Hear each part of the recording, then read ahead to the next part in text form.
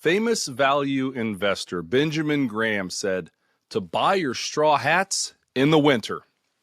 Hi, I'm Ryan Dietrich, the Chief Market Strategist with the Carson Group, and welcome to your fourth quarter market update. So where do we want to start? I think I'm going to do a little review of the third quarter. Stocks can go down apparently, but then we're also going to talk about, similar to that quote where I started things off, to buy your straw hats in the winter. There might have been some pretty good opportunities in the third quarter as we still think this is a strong bull market. We still see reasons to think this economy is on really firm footing. Then we'll talk a little bit about the Fed and inflation as well. So let's start with the third quarter. It is what it is. After the best first 6 months to a year ever for the NASDAQ, the best first 7 months for the S&P 500, going back to 1997, stocks pulled back. We're not overly concerned by this. Historically, the third quarter is not that great for stocks. Historically, August and September could be kind of that rough indigestion period, honestly, into October as well. October is kind of known as a bear market killer. Think about a year ago where we were sitting right here in the middle of a bear market that did end in the month of October.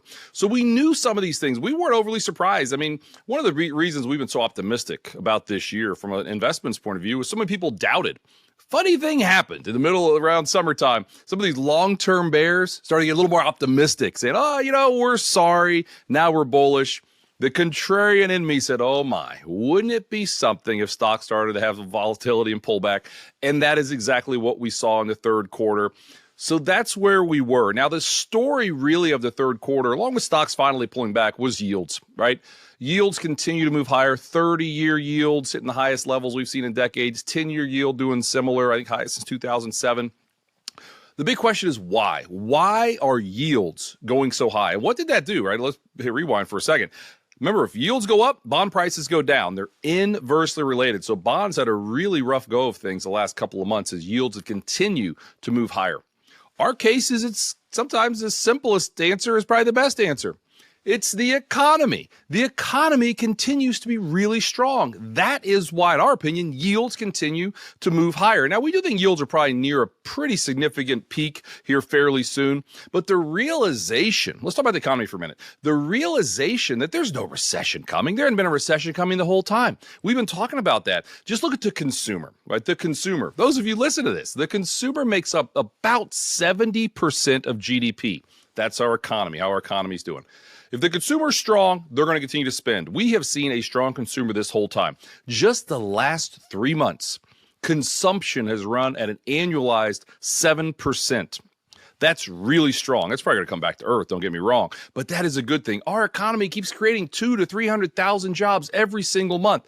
Things aren't perfect. There are worries. There are concerns. We understand that. But when you have a consumer that continues to consume, first off, but also real wages, right? People are making more money. Their wages are growing faster than the inflation rate, which inflation's coming back down pretty quickly here. I'll talk about that soon enough. Those are all really positive things. And let's talk about manufacturing for a second, kind of that canary in the coal mine.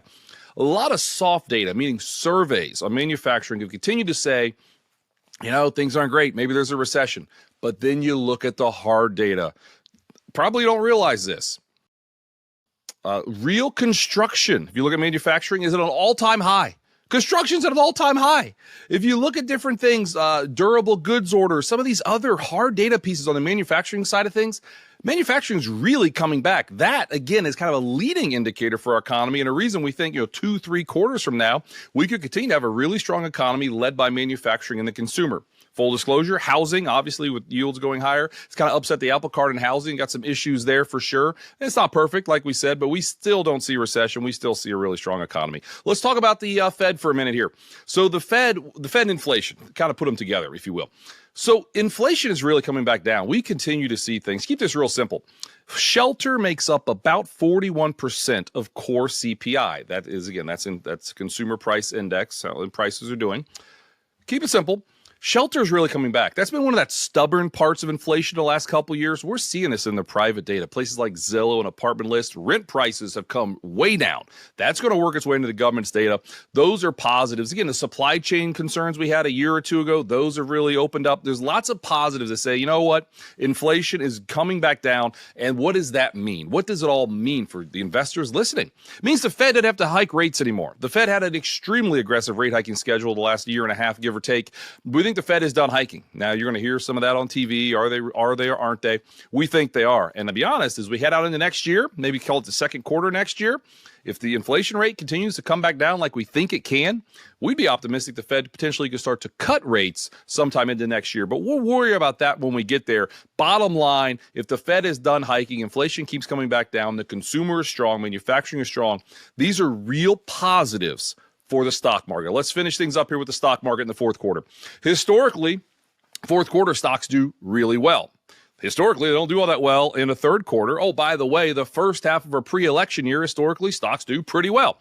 Things are kind of, Mark Twain said history doesn't repeat itself, but it often rhymes.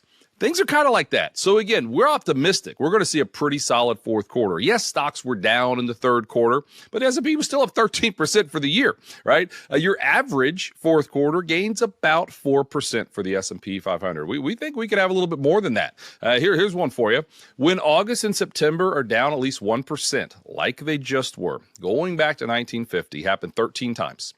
The fourth quarter is higher 12 of them, up over 7% on average. Now, you've got these different things. There's a lot of negativity. People got very fearful on the recent correction that we had, or I should call it recent pullback that we had with the weakness, seasonal weakness. That's normal.